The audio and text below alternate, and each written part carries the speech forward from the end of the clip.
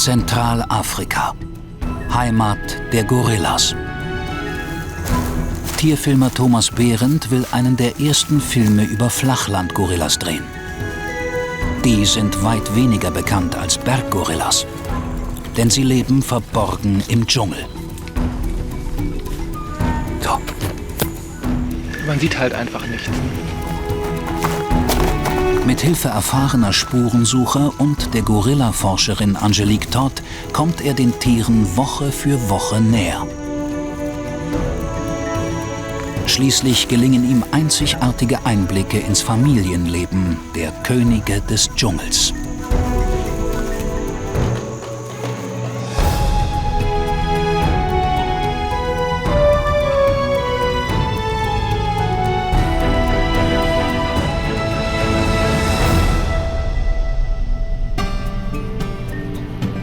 Der Janga-Sanga-Nationalpark, ein 4000 Quadratkilometer großes Gebiet in der Zentralafrikanischen Republik. Mittendrin der Sanga-Fluss, Lebensader und wichtiger Transportweg. Im Schutzgebiet nahe der Grenze zu Kamerun und der Republik Kongo leben nicht nur um die 3000 Gorillas, sondern auch viele andere seltene Tiere.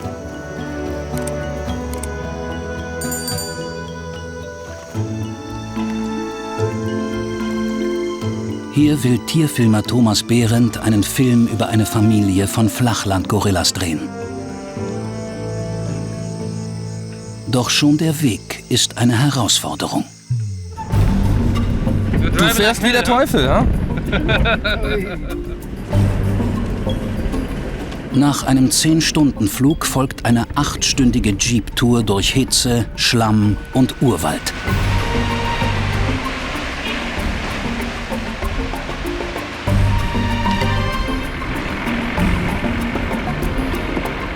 Die Gorilla-Gruppe, die Thomas besuchen möchte, wurde in jahrelanger Kleinarbeit an Menschen gewöhnt. Wichtige Grundlage für den Schutz der Tiere.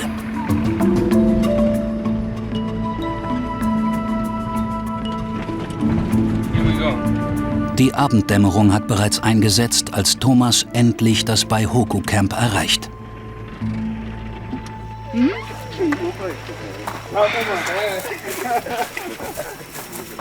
Aus der ganzen Welt kommen Studenten und Wissenschaftler hierher, um Gorillas zu beobachten.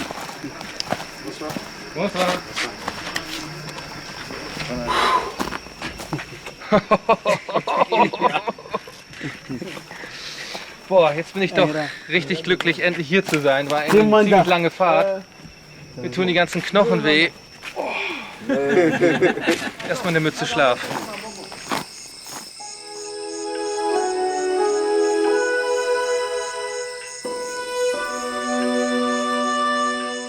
Die Nacht ist kurz für Thomas.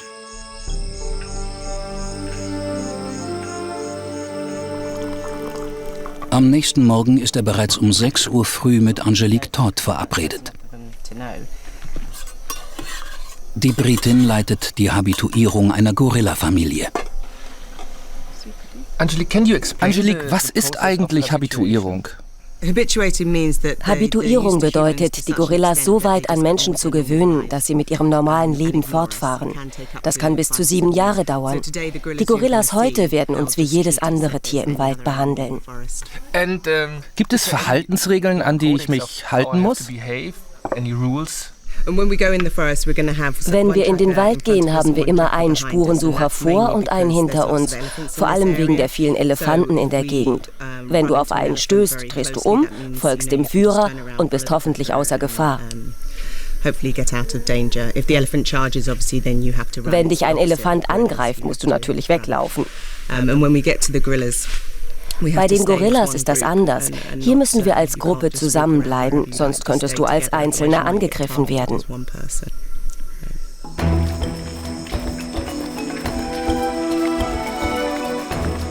Endlich bricht Thomas zum ersten Mal in den Dschungel auf.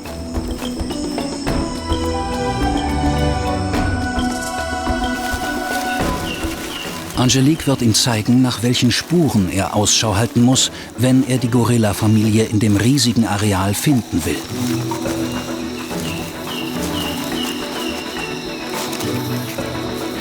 Unterstützt werden sie von Spurensuchern des Nomadenstamms der Baaka. Sie kennen den Dschungel wie kein anderer. Ohne die Orientierung und die Kenntnisse der Einheimischen wäre Thomas im dichten Grün verloren. Die geben richtig Gas, die Jungs. Also dieser Geschwindigkeit, die die Baakas hier vorlegen, zu folgen, ohne hinzufallen und außer Puste zu kommen, das ist schon nicht ganz einfach. Nach über einer Stunde Fußmarsch bei tropischen 30 Grad findet Angelique eine erste Fährte. Sie haben nur die Rinde gefressen. Ah, Sie haben sie abgezogen. Abgezogen und dann hier gefressen.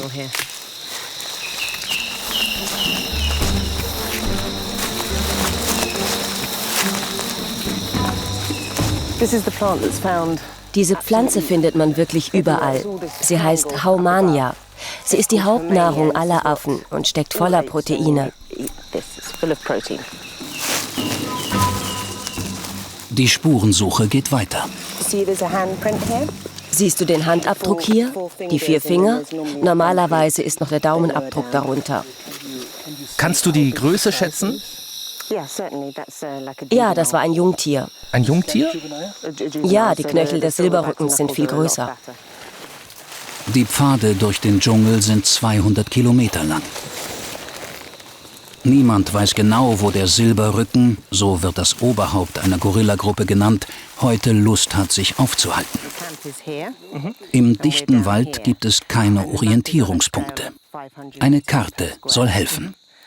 Wir sind etwa 2,5 Kilometer entfernt.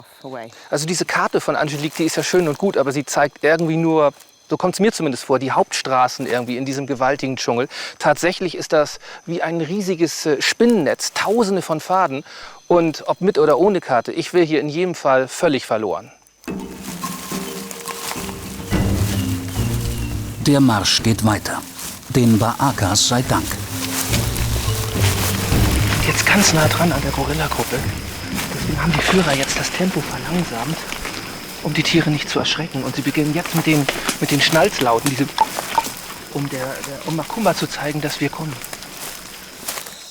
Hier oben hat ein Alttier geschlafen. Da ist ein großes Nest. Sie hatte wahrscheinlich ein Junges dabei. Plötzlich bemerkt einer der Spurensucher etwas.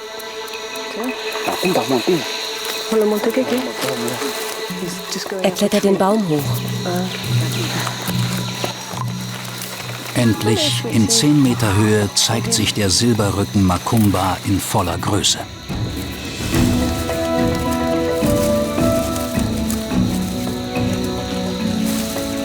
Was für ein Glück. Das erste Mal draußen mit Angelique und schon den Silberrücken sehen, das hätte ich wirklich nicht erwartet.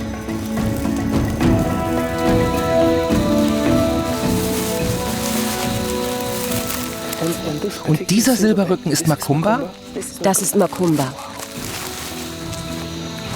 Als Makumba herunterklettert, heftet sich das Team vorsichtig an seine Fersen. Lass uns hinterhergehen. Makumba wird dort hinten bestimmt seine Blätter fressen.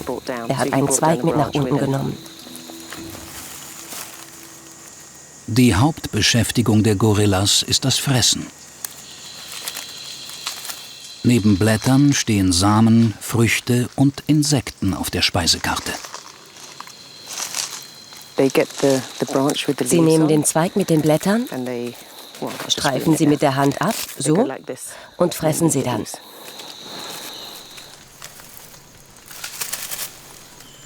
Trotz der entspannten Mahlzeit ist Makumba immer auf der Hut und bleibt regelmäßig durch kurze Rufe in Hörkontakt mit dem Rest seiner Familie.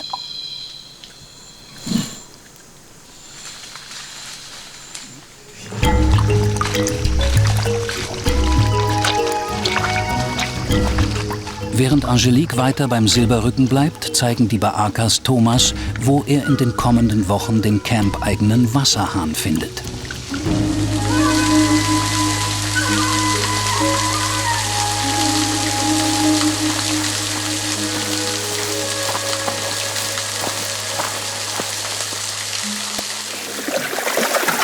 Von diesem Wasserfall holen wir täglich unser sämtliches Wasser, was wir benötigen, also zum Kochen zum Beispiel, zum Abwaschen oder zum Trinken.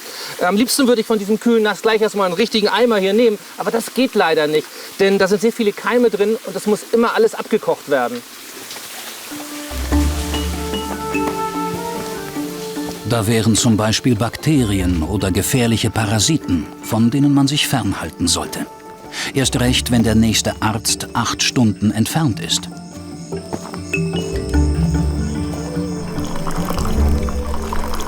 Auch auf anderen Komfort muss im Dschungel verzichtet werden. Telefon, Fehlanzeige. Ein vorsintflutliches CB-Funkgerät muss reichen.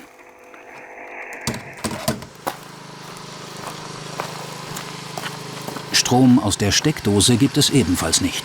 In einem Verschlag pfeift ein in die Jahre gekommener Generator auf dem letzten Loch.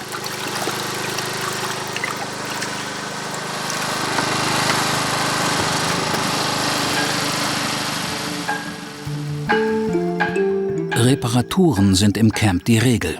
Kein Wunder bei 80% Luftfeuchtigkeit. Für die Wissenschaftler ist das alles Routine. Das Camp ist ihr Zuhause geworden. Thomas ist auf dem Weg zu Angelique. Sie lebt bereits seit 10 Jahren in Afrika. Eigentlich war ich nur für 6 Monate hierher gekommen und anfangs ziemlich ängstlich, wie jeder, der an so einen fremden Ort kommt. Bis dahin hatte ich nur mit Gefangenen-Gorillas gearbeitet. Die Beziehung zu diesen Tieren war zwar sehr eng, doch der Kontakt war ja nie ganz ohne Zäune, wie hier. Und dann gibt es auch noch sehr viele Elefanten. Ich hatte große Bedenken, hierher zu kommen. Doch man gewöhnt sich sehr schnell an das Leben, an den Umgang mit wilden Tieren, mit Insekten oder auch an Krankheiten, wie zum Beispiel Malaria.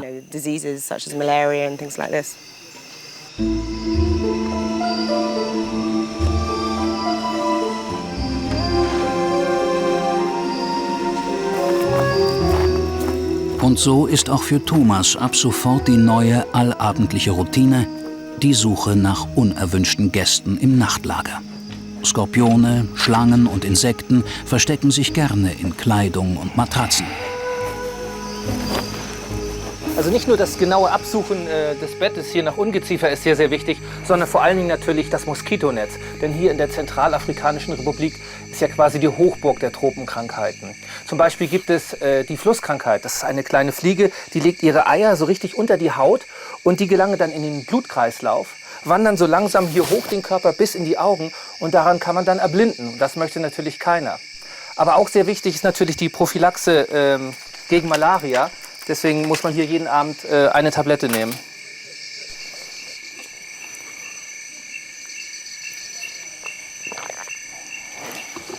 Die Schutzimpfungen gegen Gelbfieber, Hepatitis A und B, Tollwut sowie Typhus hat er bereits in Deutschland hinter sich gebracht.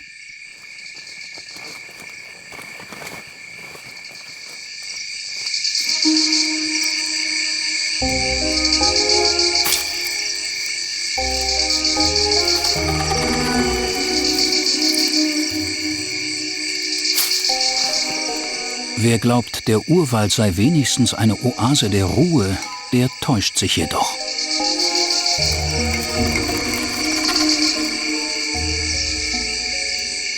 Da helfen nur noch Ohrstöpsel.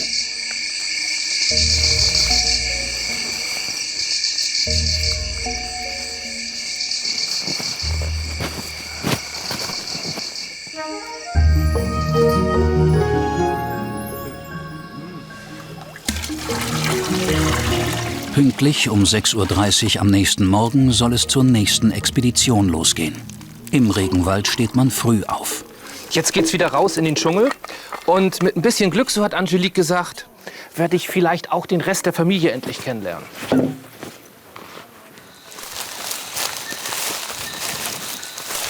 Im Wald hat Angelique immer das GPS, eine Karte und ihren Notizblock für ihre Studien dabei. In deinen Aufzeichnungen, worum geht es da? Ich sammle Daten über lange Zeiträume. Dabei geht es ums Fressen, ihre Wanderungen, welche Laute sie von sich geben und das Sozialverhalten.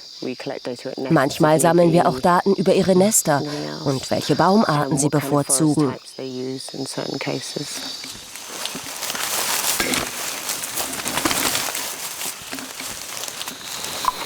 Nach fast 2 Stunden Fußmarsch im feuchtheißen Dschungel findet das Team den Anführer Macumba wieder.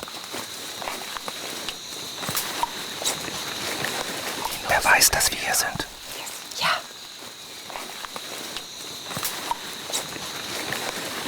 Bei direktem Kontakt mit Gorillas sind bestimmte Regeln zu beachten. Wir sind freundlich zu ihnen. Will ein Tier vor uns gehen, lassen wir es einfach. Gorillas drehen einem häufig den Rücken zu. Sogar in Gefangenschaft. Sie mögen es nicht, jemandem ins Gesicht zu blicken. Es ist wie, ich möchte niemanden bedrängen, das ist unhöflich.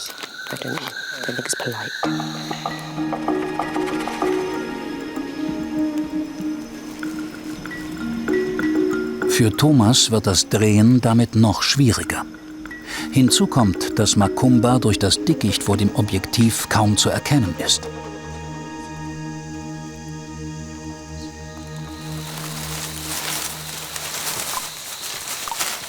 Gleich nebenan spielen mehrere Jungtiere, die dem Silberrücken nicht von der Seite weichen. Warum folgen Sie Ihrem Vater Macumba anstatt der Mutter? Macumba ist eine Art Babysitter. Er bleibt immer bei den Jüngeren. Die Weibchen gehen in den Wald auf Futtersuche.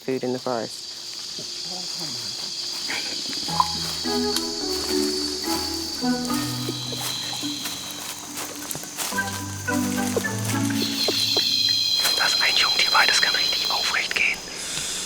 Macht es immer mal wieder, das ist echt spannend. Habe ich gar nicht gewusst.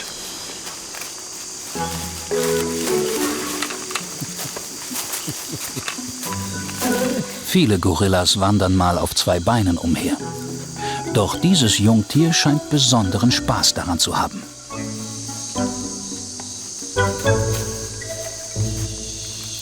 Liebste Zwischenmahlzeit von Macumba sind die proteinreichen Termiten. Und weil der Kleine nichts als Fressen im Kopf hat, eifert er seinem Vater sofort nach. Mosokobuli versucht immer, die Termiten zu erwischen, die Macumba übrig gelassen hat. Die meisten Gorillas fressen Termiten. Sie brechen den Bau auf, klopfen sie so auf die Hand und stecken sie dann in den Mund. Mosoko hat die Klopftechnik noch nicht ganz raus und lässt daher das Ausklopfen einfach weg. Der Rest der Bande kennt nichts als Spielen.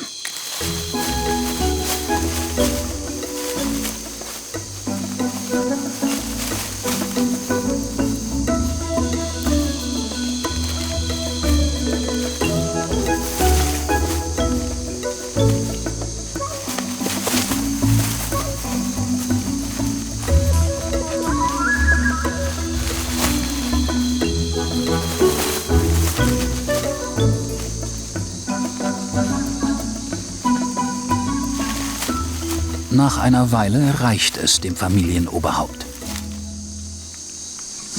Er ruft gerade nach seinen Weibchen. Das Wichtigste für sie ist das Fressen. Er kann so viel rufen, wie er will. Sie kommen erst zurück, wenn sie wollen. Frauen an die Macht.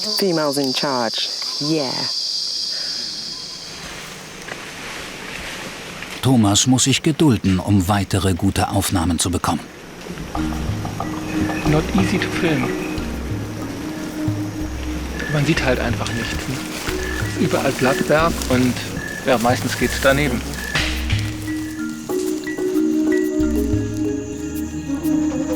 Das Warten lohnt sich. Nach einer halben Stunde gesellen sich die Weibchen endlich zu dem Silberrücken und seiner Rasselbande.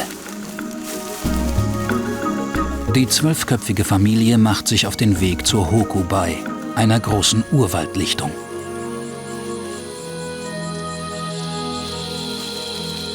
Das hohe Kijeye-Gras ist ein Leckerbissen und eine reichhaltige Quelle wertvoller Mineralien. Endlich ein freier Blick durch die Kamera. Es ist ein großes Glück für Thomas, die Gorillas so offen auf der Lichtung filmen zu können.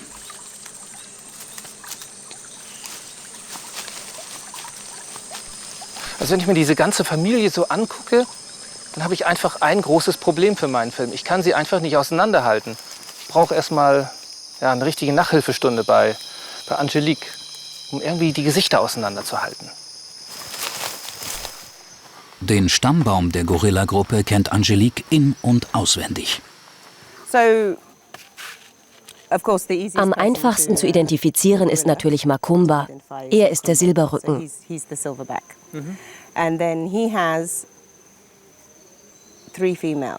Und dann sind da seine 3 Weibchen. Die erste ist Bombe, die zweite Malui und die dritte ist Mopambi. Jedes Weibchen hat 2 Jungtiere, die sich auf die eine oder andere Art voneinander unterscheiden. Maluis Sohn ist Mosokobuli, das bedeutet großer Kopf. Normalerweise nennen wir ihn nur Mosoko. Das ist der so rund ist. Das Laufen findet er etwas unangenehm, weil er so dick ist.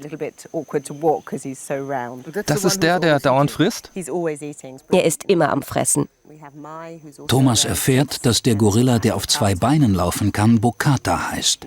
Und dass man den Tieren so einiges an der Nasenspitze ansehen kann.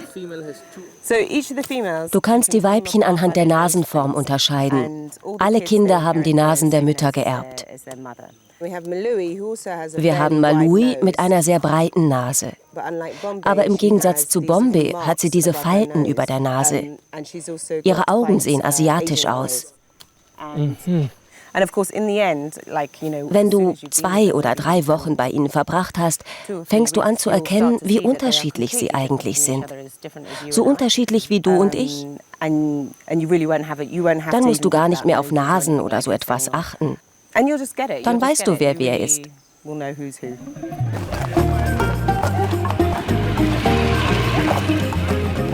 In Bayanga, einem typischen Dorf der Region mit 4000 Einwohnern, füllen Thomas und Angelique die Vorräte des Camps auf. Auf dem Einkaufszettel stehen fast ausschließlich abgepackte Lebensmittel. Frische Ware würde in der Hitze schnell verderben und wäre obendrein ein Festmahl für die Fliegen.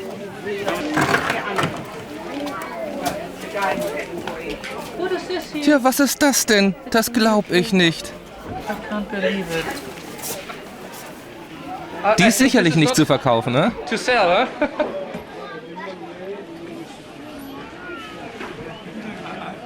In der Region werden Französisch sowie die lokale Sprache Sango gesprochen. Angelique spricht beides fließend. Und weil man sich bereits seit Jahren kennt, wird nicht bar bezahlt, sondern angeschrieben. Okay, very good. Thank you, my friend. Voll bepackt geht es zurück in den Dschungel.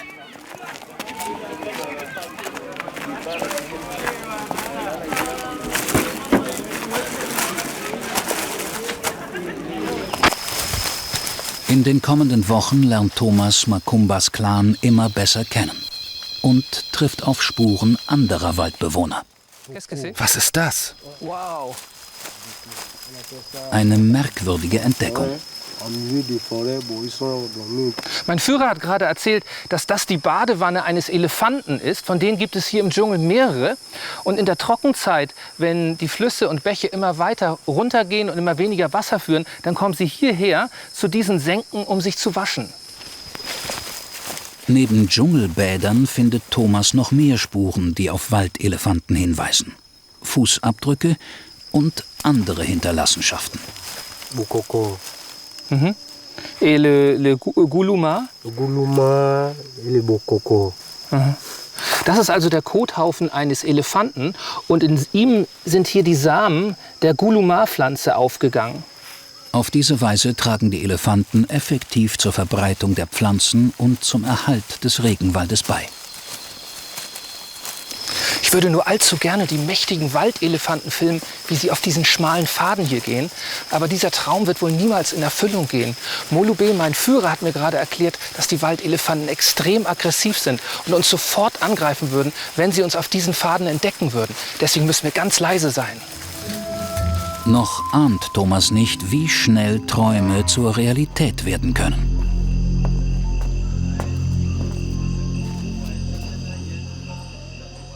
In dieser Hütte hier lagert all meine Ausrüstung und jeden Abend muss ich speziell die Kamera sehr ausführlich reinigen, denn hier im Dschungel verdreckt sie unheimlich schnell. Sehr wichtig ist auch, dass ich die Kamera vor Feuchtigkeit schütze. Deswegen kommt sie für die Nacht in diesen luftdichten Sack hinein. Und damit auch wirklich alle Luftfeuchtigkeit aus der Kamera herauskommt, brauche ich noch ein spezielles Trockenmittel. Und das sorgt dafür, dass alle Feuchtigkeit rauskommt. Am nächsten Tag wird Thomas ohne Angelique in den Dschungel gehen. Bevor er loszieht, gibt ihm die Gorilla-Expertin noch einige Ratschläge. Wenn dich ein Gorilla angreift, steh einfach ganz still und tu nichts. Sie greifen selten an, weil sie an Menschen gewöhnt sind. Aber manchmal machen wir Fehler, ohne es zu wissen. Du solltest deshalb ihre Umgangsformen kennen. Oft passiert etwas, weil wir unbewusst einem Weibchen den Weg abschneiden. Dann schreit sie und entweder kommt der Silberrücken oder sie selbst angerannt.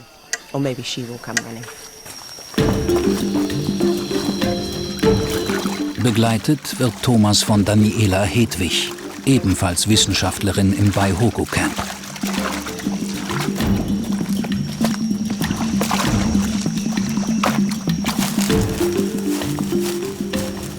Die Spurensucher finden schon bald Makumbas Familie. Und für Thomas beginnt, wie jeden Tag im Dschungel, der Kampf mit dem Dickicht.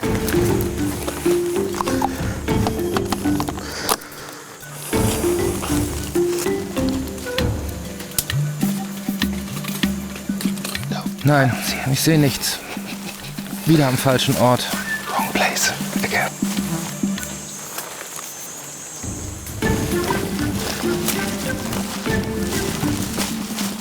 Die Probleme im dichten Wald kennt Thomas mittlerweile.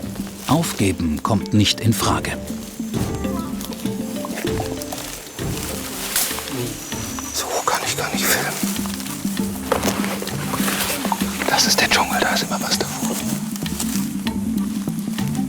Ich kann nichts sehen.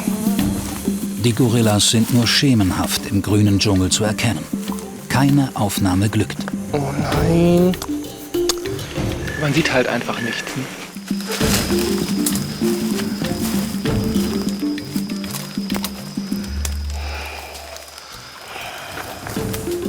Ja, das geht so nicht. Lass mal das Stativ aufbauen.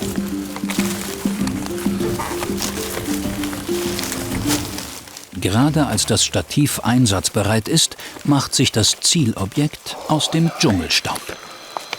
Schon wieder weg. Die einen Waldbewohner sind zu weit weg, die anderen kommen zu nah heran. So, da waren aber schön. Habe ich noch eine im Auge?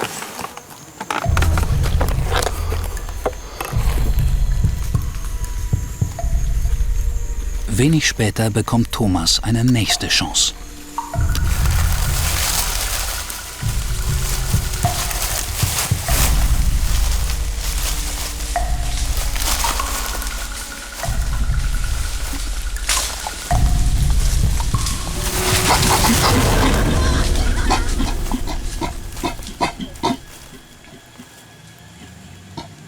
Gorilladame Malui scheint nicht begeistert von der Kamera zu sein. Thomas macht das einzig Richtige in dieser gefährlichen Situation. Stehen bleiben. Klar zu verstehen gegeben, bis hierhin und nicht weiter.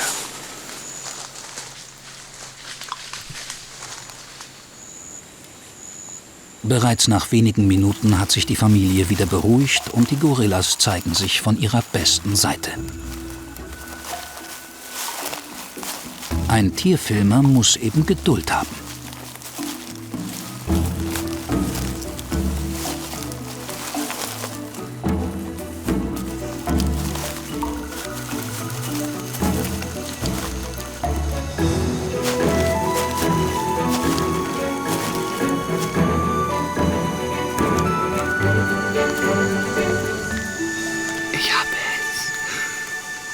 Und nicht nur das.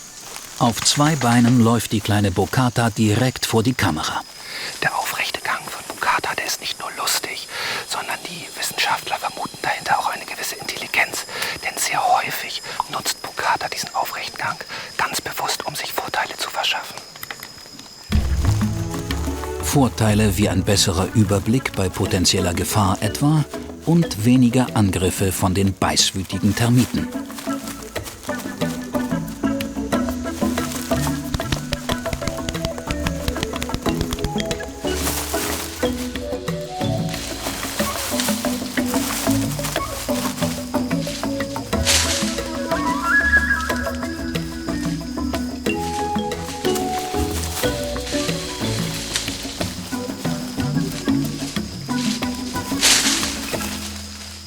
Während die Geschwister um ihn herum toben, fällt ein Einzelgänger besonders auf. Das ist Musoko. Den finde ich irgendwie am coolsten. Den ganzen Tag ist er immer nur am Fressen. Das möchte ich mir auch mal leisten können.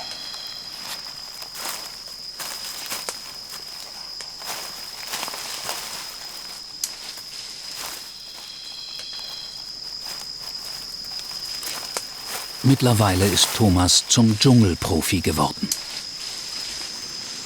Super, das war toll. Das Verfolgen der Gorillas klappt immer besser. Doch jetzt heißt es erst einmal zurück nach Deutschland und warten bis zum nächsten Besuch bei Makumba und seiner Familie.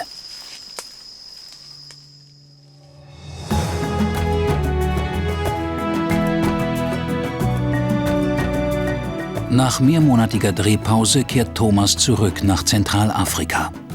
Er fragt sich, wie sich die Gorillas wohl entwickelt haben. Wie sieht ihre Zukunft aus?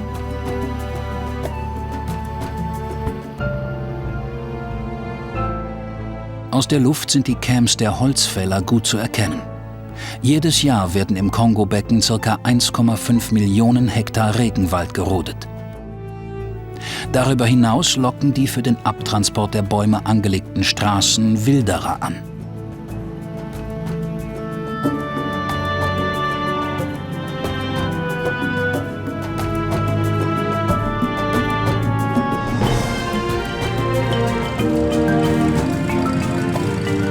Die kleine Maschine landet mitten im Dschungel, nur 1,5 Stunden Autofahrt vom Camp entfernt.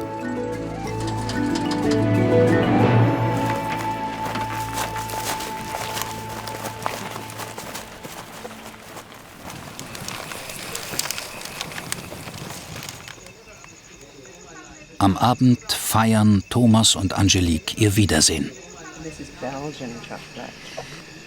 Schokolade im Dschungel, absoluter Luxus.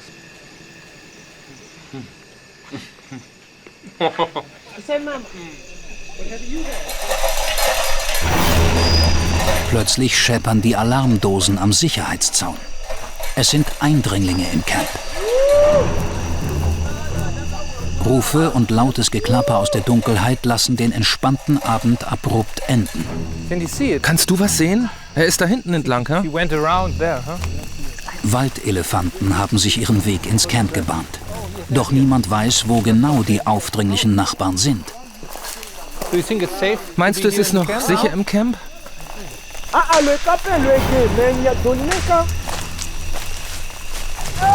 Hey! Laute Geräusche sollen die Tiere in die Flucht schlagen. Ohne Erfolg. Das kann ja lustig werden. Das geht jetzt schon 2 Stunden so und die Elefanten lassen sich irgendwie nicht vom Camp wirklich fernhalten. Das Ergebnis der Stippvisite ist schon bald zu sehen. Hier sieht man den Fußabdruck von dem Bullen.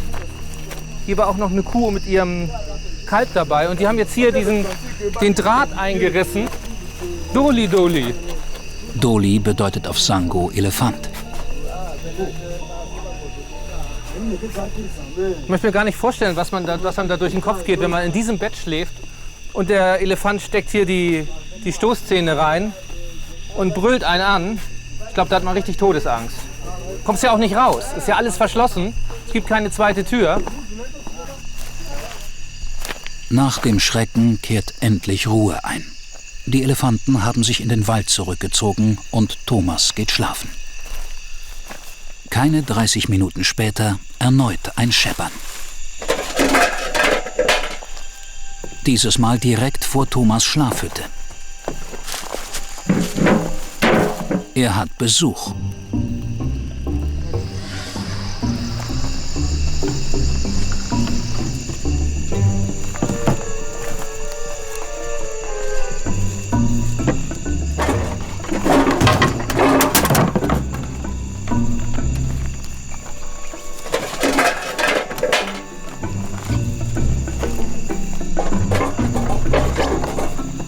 Nach 2 weiteren Stunden Küchendienst wandern die Elefanten endlich zurück in den Wald. Die Nacht ist kurz und nach 4 Stunden Schlaf schon wieder zu Ende. Die Elefanten haben das halbe Camp auseinandergenommen. Und ich hätte gerne lieber ein bisschen mehr geschlafen. Aber jetzt müssen wir los zu den Gorillas.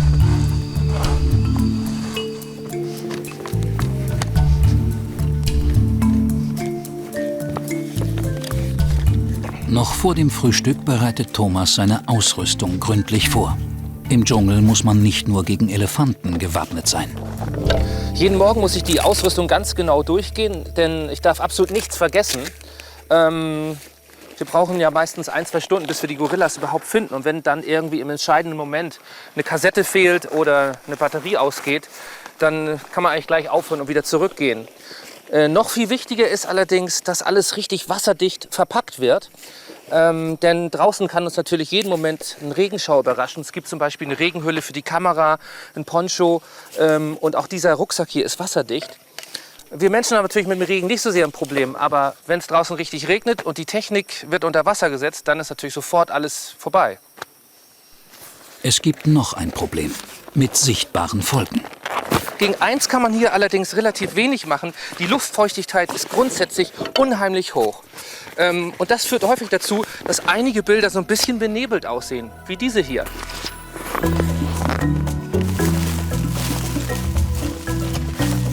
Trotz der kurzen Nacht kann Thomas es kaum erwarten, endlich die Gorillas wiederzusehen. Im Dickicht findet Angeliques Assistent Kemanda schon bald eine eindeutige Spur. Das ist natürlich super spannend. Also hier unten sieht man einen Kothaufen von Weibchen. Das kann er ganz klar identifizieren. Und er weiß, dass das das Nest von Malui ist, weil hier drüben, mitten im Nest, ganz, ganz kleine, ich sag mal, Ködel liegen. Und die können nur von Tembo sein. Diese kleinen hier. Zwar ist die Kamera mal wieder beschlagen, doch keine 10 Minuten später hat Thomas sein nächstes Erfolgserlebnis. Die Baaka finden den gar nicht mehr so kleinen Tembo.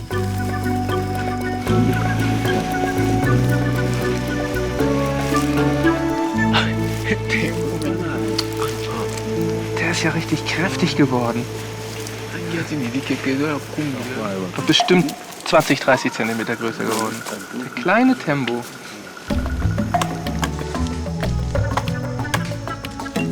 Der jüngste der Familie hat es mittlerweile faustdick hinter den Ohren. War er vorher stets auf dem Rücken seiner Mutter Malui zu finden, jongliert er nun auf den höchsten Bäumen. Von Angst keine Spur.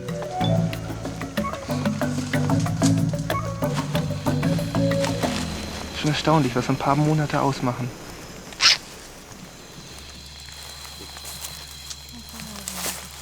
Und noch ein alter Bekannter zeigt sich vor der Kamera.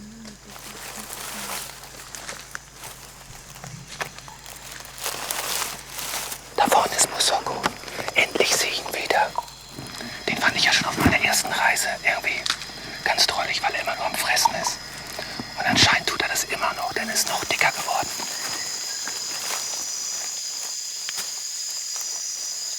Termitenbau aufbrechen, Termiten auf die Hand klopfen, fressen. Diese Technik hat Musoko mittlerweile perfektioniert. Von einem Mittagsschlaf nach der Mahlzeit hält er überhaupt nichts.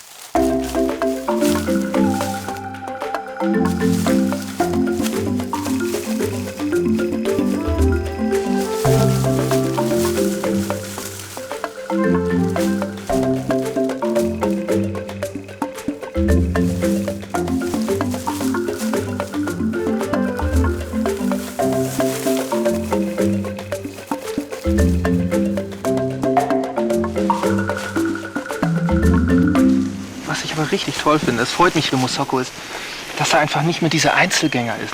Das ist das allererste Mal, dass ich filmen kann, dass er mit seinen Geschwistern ausgiebig spielt. Und man sieht auch richtig, dass er Spaß daran hat. Und das war ja vorher niemals der Fall. Also das finde ich schön. Da sieht man richtig eine tolle Entwicklung für ihn auch.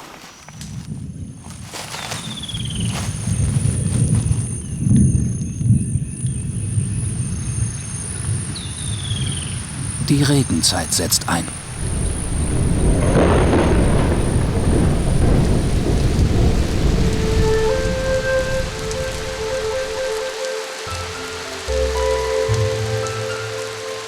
Für die Campbewohner bleibt nichts weiter zu tun, als sich in den Hütten zu verkriechen und abzuwarten.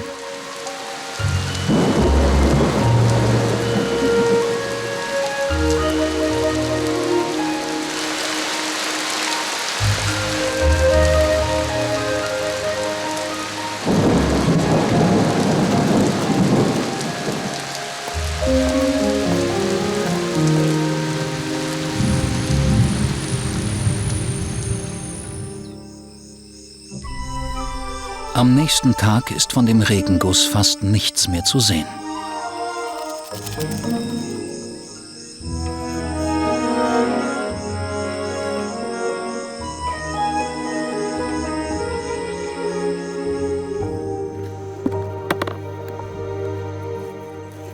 Für die Zukunft hat Angelique große Pläne. Noch mehr Gorilla-Gruppen sollen an Menschen gewöhnt werden, auch an Naturtouristen.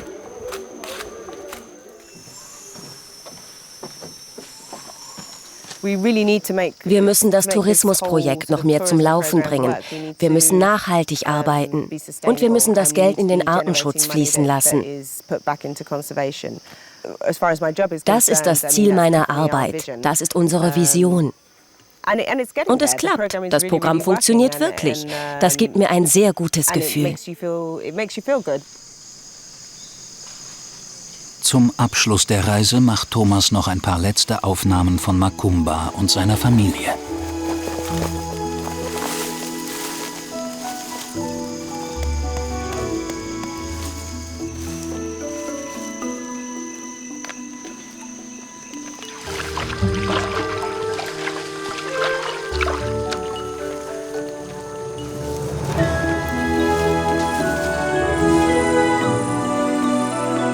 Der Janga-Sanga Nationalpark, Heimat der westlichen Flachland-Gorillas, ist ein kleines Paradies. Naturschutzorganisationen und engagierte Wissenschaftler wie Angelique konnten erfolgreich zum Erhalt dieser Oase beitragen.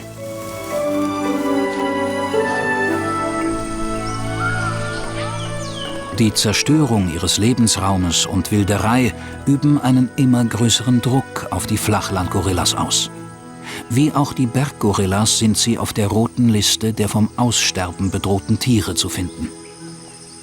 Ich hoffe, dass meine Aufnahmen etwas zum Schutz beitragen können von diesen beeindruckenden Tieren. Aber eins muss man natürlich ganz ehrlich sagen, ohne Angelique und vor allen Dingen die Führer, die Baaka, wären diese Aufnahmen überhaupt nicht möglich gewesen. Noch sind die westlichen Flachland-Gorillas die bei weitem häufigste Gorillaart. Ihr Gesamtbestand wird auf knapp 100.000 Tiere geschätzt. Wissenschaftler und Tierfilmer arbeiten Hand in Hand, um ihren Beitrag zu leisten für eine gesicherte Zukunft der Könige des Dschungels.